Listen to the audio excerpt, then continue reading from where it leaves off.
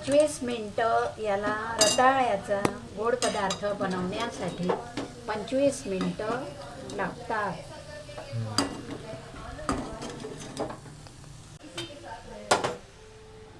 गूळ, चारोळी, वेलची पावडर आणि तूप हे रताळ्यांमध्ये टाकायचं.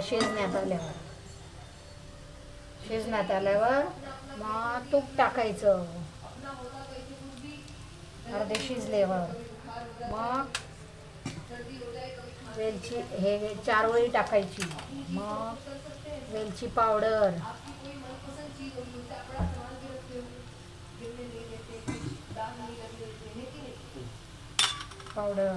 मग गूळ टाकायचा.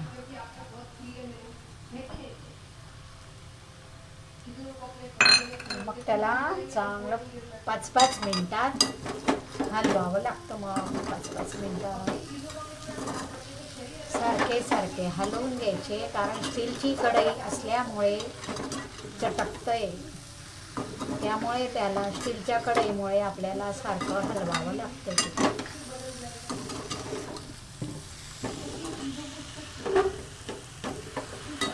रताळ्याचा हा गोड पदार्थ खूपच पौष्टिक असतो उपवासासाठी.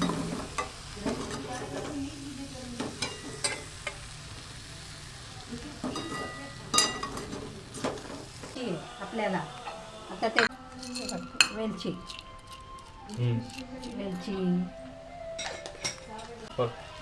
रताळ्याचा गोड पदार्थ उपवासासाठी. आज आषाढी एकादशी आहे, तर रताळ्याचा गोड पदार्थ बनवायचा आहे नैवेद्याला. भगर, आमटी, साबुदाणा. किती मिनिटं लागतात ते विचार नाही.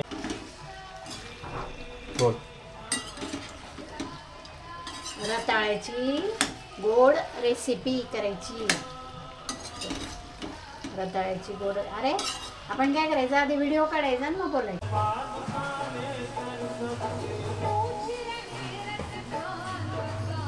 हे बाई व्यवस्थित